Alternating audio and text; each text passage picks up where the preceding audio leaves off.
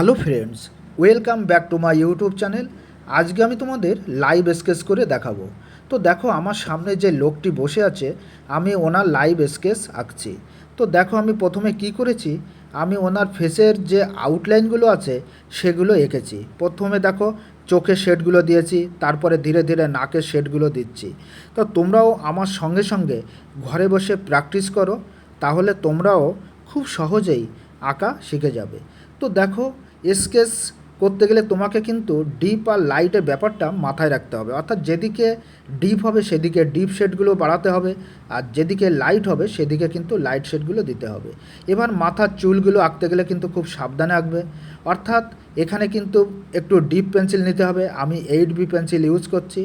আর তারপরে কি করতে হবে, চুলের যে ভাঁজগুলো থাকে, অর্থাৎ চুল যেদিকে যেমন করে এলোমেলোভাবে থাকে, আমাকে কিন্তু পেন্সিলগুলো ঠিক সেইভাবেই টানতে হবে। তা না হলে কিন্তু চুলের শেডটা অন্যরকম হয়ে যাবে আর ফেসটা চেঞ্জ হয়ে যাবে। তো দেখো, আমার আঁকা কিন্তু কমপ্লিট হয়ে গেছে। এবার আমি গেঞ্জির নিচে যে শেডগুলো থাকে, যে ছায়াগুলো থাকে, সেগুলো আমি এঁকে দিয়েছি। তো দেখো, আমার এই আঁকাটি তোমাদের কেমন লাগলো অবশ্যই কমেন্ট করে বলবে, আর লাইক ও শেয়ার করতে ভুলবে না। ধন্যবাদ।